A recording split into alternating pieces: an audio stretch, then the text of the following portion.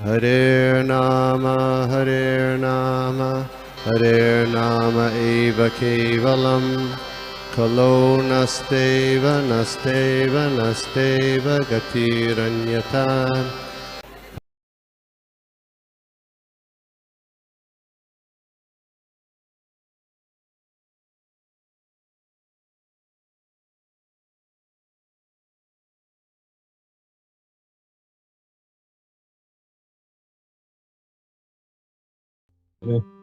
श्रीमते भक्ति वेदांत स्वामिन इति नामिने।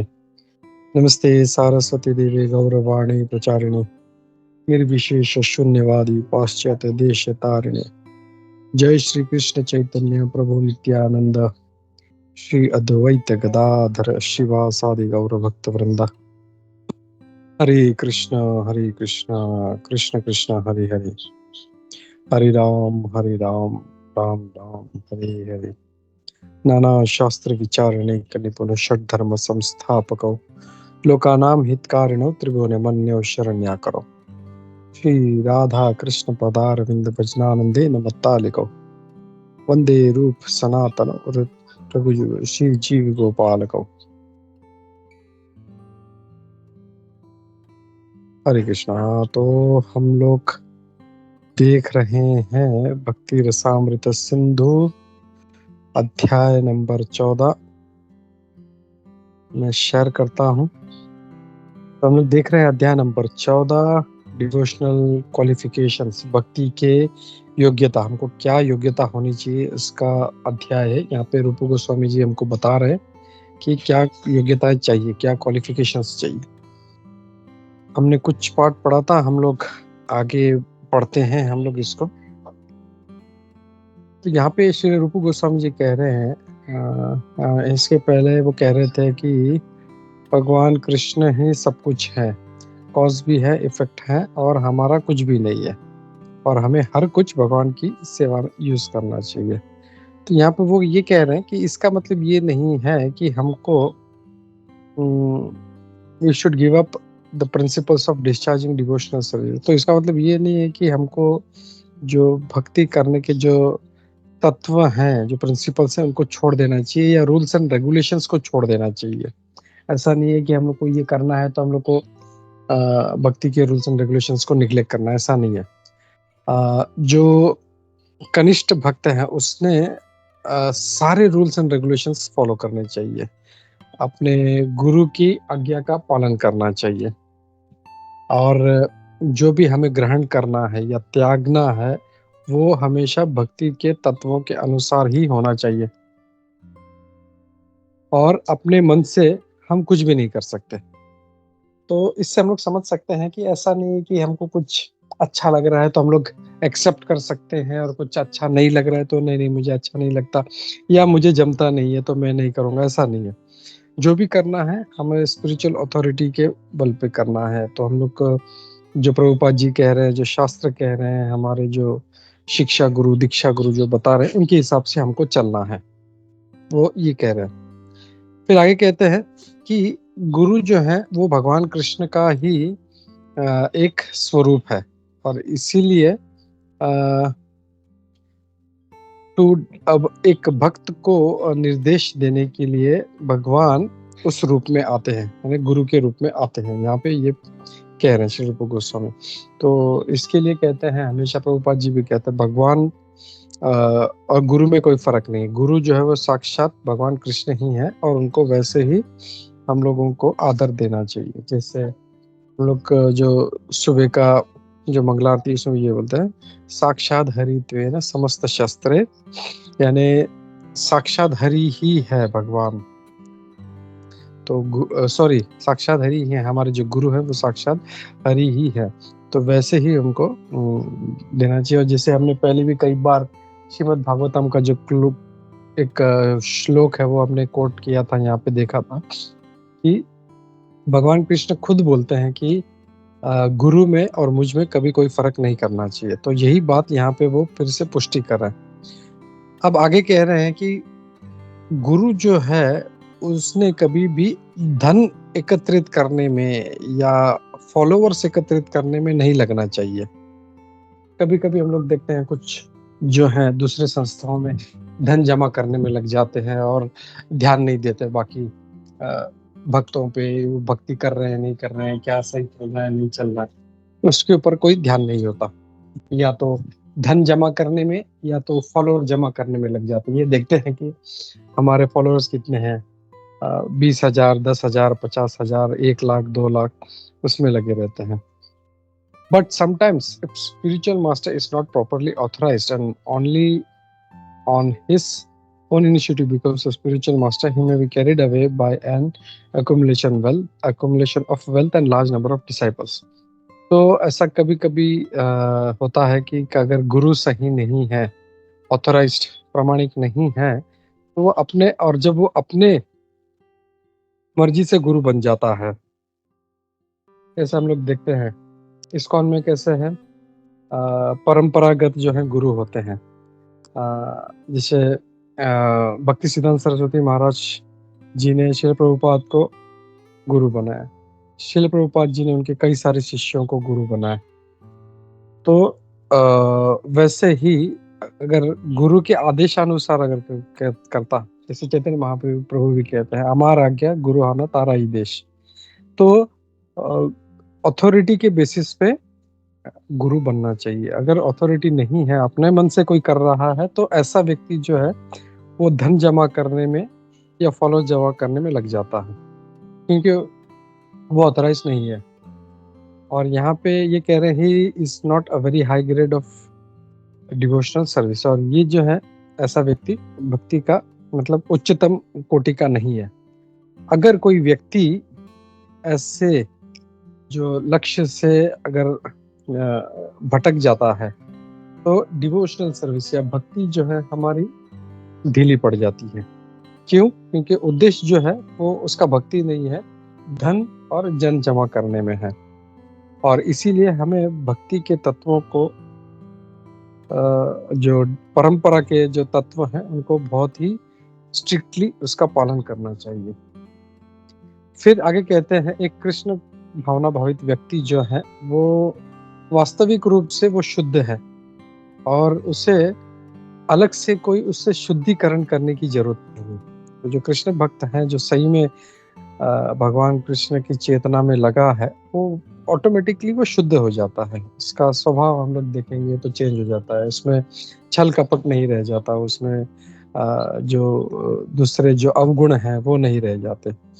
तो इसके लिए उसको अलग से मेहनत नहीं करना पड़ता। प्रभुपाद जी भी कई बार भागवतम का वो श्लोक करते हैं कि एक भक्त में ऑटोमेटिकली सारे देवताओं के जो डेमी गॉड्स हैं उनके गुण आ जाते हैं, on account of his being highly elevated. और वो ऐसे इस कृष्ण भावना भावित में उच्च स्तर पे होने के कारण उसमें सारे गुण आ जाते हैं और वो सारे रूल्स एंड रेगुलेशंस का पालन करता है। ऐसे रूल्स एंड रेगुलेशंस जो हैं वो भक्त ऑटोमेटिकली ही प्रैक्टिस करते हैं, यानी उनको कोई अलग से बताना नहीं पड़ता।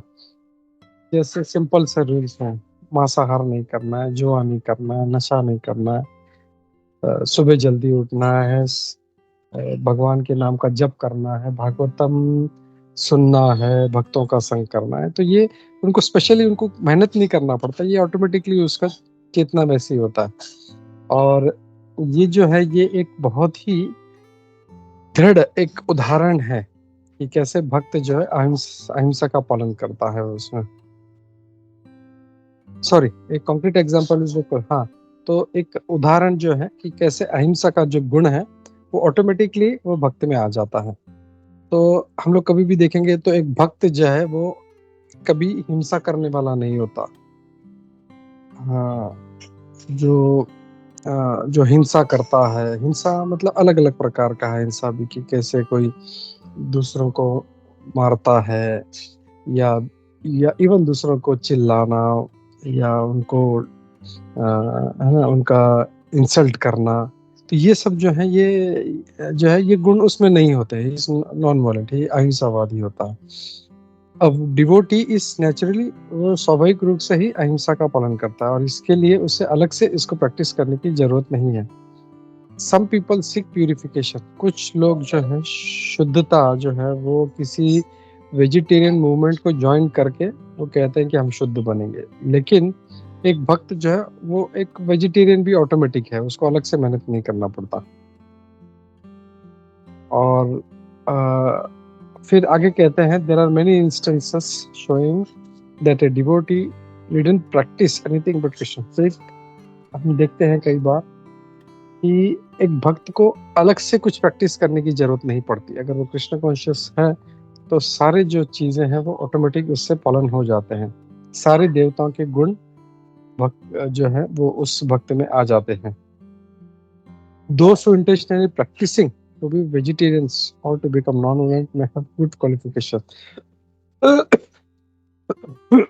और दूसरे जो लोग अलग अलग सोसाइटीज या ऐसे कुछ ऑर्गेनाइजेशन ज्वाइन करके बहुत ही स्ट्रगल कर रहे हैं वेजिटेरियन बनने का या अहिंसा का पालन करने का, तो हो सकता है कि उनमें भौतिक रूप से कोई अच्छे गुण हो, लेकिन उनको भक्त नहीं कह सकते।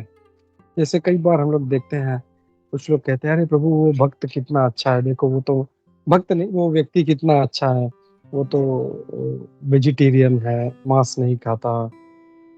लेकिन ये जो सारे गुण हैं ये उसमें वो अपने कंट्रोल से रख रहा है, वो वास्तविक नहीं है, वो आर्टिफिशियली वो इस चीज को कर रहा है। फिर आगे कहते हैं vegetarian is not necessarily a devotee. एक वेजिटेरियन जो है जरूरी नहीं है कि वो भक्त होगा या एक अहिंसा का पालन करने वाला होगा, लेकिन एक भक्त जो है वो ऑटोमेटिकली दोनों है, वो वेजिटेरियन भी है और अहिंसा का पालन करने वाला है। तो हमें ये समझना चाहिए, इस निष्कर्ष में पहुंचना चाहिए कि वेजिटेरियनिज्म या अहिंसा जो है ये हमारे भक्ति का कारण नहीं है, क्योंकि हम लोग देखते हैं यहाँ पे वो साफ बता रहे हैं कि कोई वेजिटेरियन बन के या अहिंसा का पालन करके भक्त नहीं बन सकता, लेकिन भक्त जो है वो ऑटोमेटिकली ये दोनों चीज का पालन करता है। और इस कनेक्शन में इस संदर्भ में एक स्टोरी आती है स्कंद पुराण में, एक शिकारी की जो नारद मुनि जी के आदेश के पालन करके एक महान भक्त बन गया। When the hunter became, जब ये शिकारी जब एकदम बहुत अच्छा भक्त बन गया, तो वो मतलब वो एक शिकारी था, लेकिन वो एक चींटी भी जो है वो नहीं मारना चाहता था। नारद मुनि जी के मित्र पर्वत मुनि जब उन्हें देखा ये शिकारी जो है इतना क्रूर था और उसमें इतना परिवर्तन आ गया है भक्ति के कारण, तो बोलते हैं हे प्रिय हंटर, ये शिकारी, ये तुम जो है ये एक चींटी भी मारने की इच्छा नहीं है, ये देख के मुझे बहुत ही आश्चर्य हो रहा है। एनी पर्सन, जो कोई व्यक्ति भक्ति का एटीट्यूड डेवलप कर लेता है उसमें सारे गुण आ जाते हैं उसमें, और एक भक्त जो है कभी भी किसी दूसरे के क्लेश का, दुख का कारण नहीं बनता। तो हम लोग देखते हैं ये चीज। फिर आगे कहते हैं रूप गोस्वामी जी यहाँ पे इस बात की पुष्टि कर रहे हैं कि हमारी चेतना की शुद्धता, हमारे शारीरिक गतिविधि की शुद्धता, हमारी तपस्या, मन की शांति, ये सारा जो है ये ऑटोमेटिकली उस व्यक्ति में आ जाता है जो भक्ति में लग जाता है। यहाँ पे श्री रूप गोस्वामी जी ये भी बात की पुष्टि कर रहे हैं कि जो 9 प्रकार के भक्ति के मार्ग हैं, जो श्रवणम, कीर्तनम, स्मरणम, पाद सेवनम, ये सारा जो है हम जानते हैं नवविधा भक्ति। तो ये है रूप गोस्वामी जी कह रहे हैं कि ये 9 मार्ग हैं, और हर किसी जो है हर जो एक प्रोसेस है वो इतना पावरफुल है कि अगर कोई एक भी मार्ग पकड़ लेता है तो उसे जीवन में उसको परफेक्शन, उसको सिद्धि प्राप्त हो जाएगी। और उदाहरण के तौर पे अगर कोई सिर्फ श्रवण करना शुरू कर देगा भगवान के बारे में, भगवान की स्तुति के बारे में, तो उसे अपने जीवन में भक्ति का जो उद्देश्य है प्राप्त हो जाएगा। चैतन्य चरितामृत में भी इसके बारे में कहा गया है। कोई व्यक्ति एक मार्ग, 2 मार्ग, 3 मार्ग या सारे मार्ग अगर पालन करता है तो आखिर में उसे अपने जीवन का जो लक्ष्य है वो प्राप्त हो जाएगा। तो यहाँ पे यही कहा गया है कि 9 मार्ग में से चाहे हम लोग 9 के 9 करें, हम लोग 8 करें, 7 करें, 3 करें, 2 करें, कोई एक भी अगर हम लोग सीरियसली ले लेते हैं तो हम लोग भक्ति में हम लोग बहुत आगे बढ़ सकते हैं। तो ये यहाँ पे श्री रूप गोस्वामी जी कह रहे हैं। मैं यहाँ पे रुकता हूँ, किसी का कोई प्रश्न, कोई टीका टिप्पणी है तो हम लोग लेते हैं। हरे कृष्णा।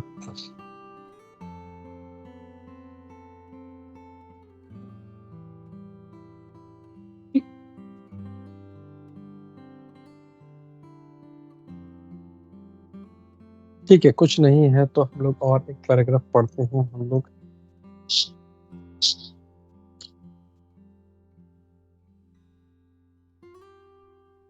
तो आगे ये कहा जा रहा है, ये बहुत ही एक दृढ़ उदाहरण है कि कैसे भक्त जो है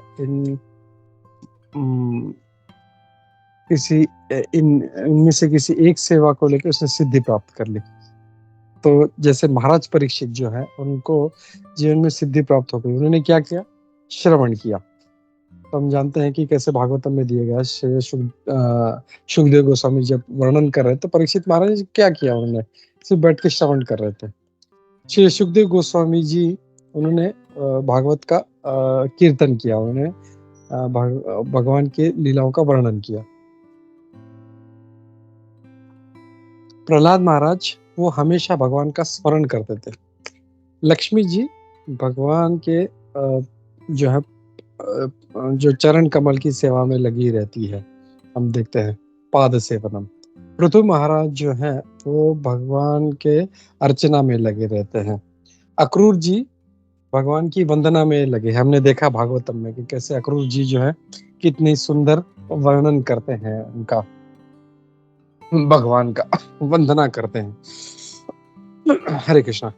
फिर हनुमान जी कैसे हम देखते हैं कि कैसे भगवान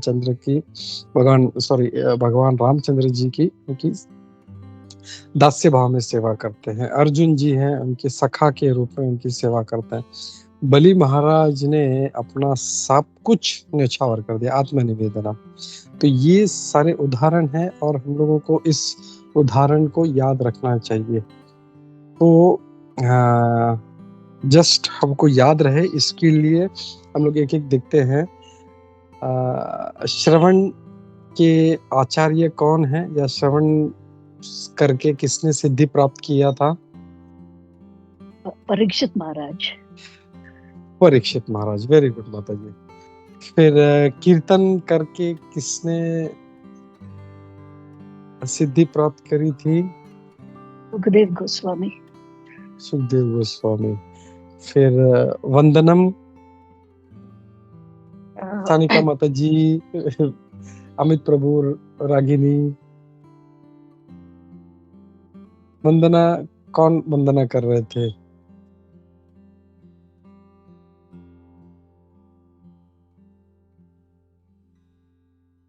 अमित प्रभु।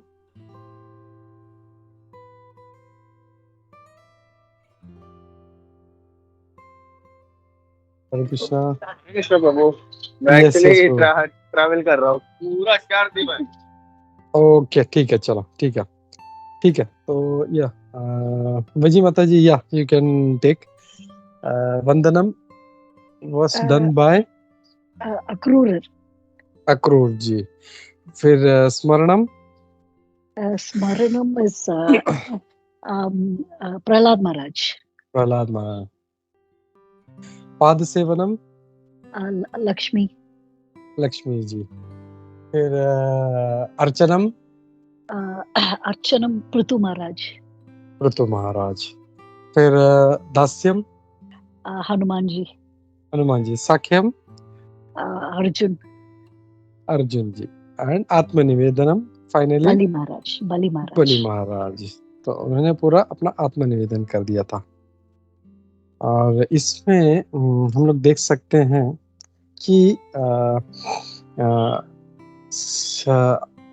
रूप गोस्वामी जी आगे कहीं पे कहते हैं कि इन 9 में से आत्मनिवेदनम और सख्यम जो है ये बहुत डिफिकल्ट है, ये हर कोई नहीं कर सकता, इट्स वेरी वेरी डिफिकल्ट।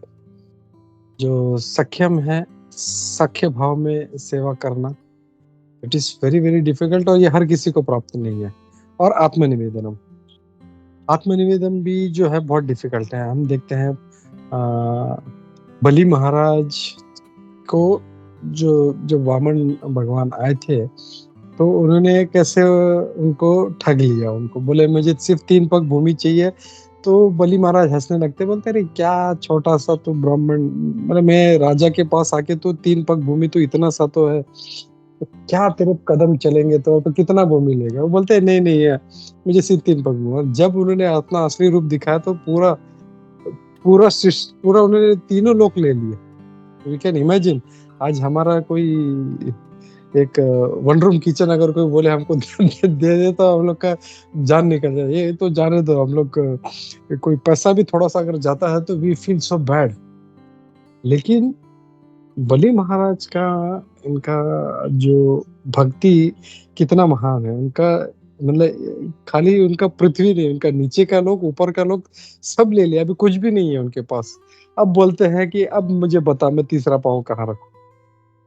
तो वी कैन सी, बोलते मेरे पास अब कुछ भी नहीं है, बस मेरा एक सर बचा है, वो मैं आपको समर्पित करता हूँ। दैट मीन्स उन्होंने अपने आप को भी भगवान की सेवा में लगा दिया। मेरा तो जगह तो मैं दे दिया, जो भी था, मेरा घर बार, मेरा साम्राज्य पूरा दे दिया, ऊपर के लोग, पृथ्वी लोग, नीचे के लोग सब दे दिया मैंने, लेकिन मैं अब अपने आप को भी देता हूँ। तो that is very very difficult, हम लोग समझ सकते हैं हम लोग।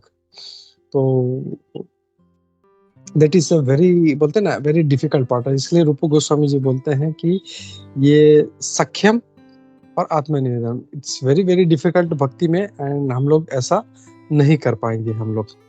तो ये एक चीज में जस्ट याद आया, तो I thought I will share it here. तो हम लोग रुकते हैं यहाँ पे भक्ति रसामृत सिंधु के लिए। श्री श्री भक्ति रसामृत सिंधु की जय। रूप गोस्वामी प्रभुपाद की जय। श्री प्रभुपाद की जय। हरे कृष्णा।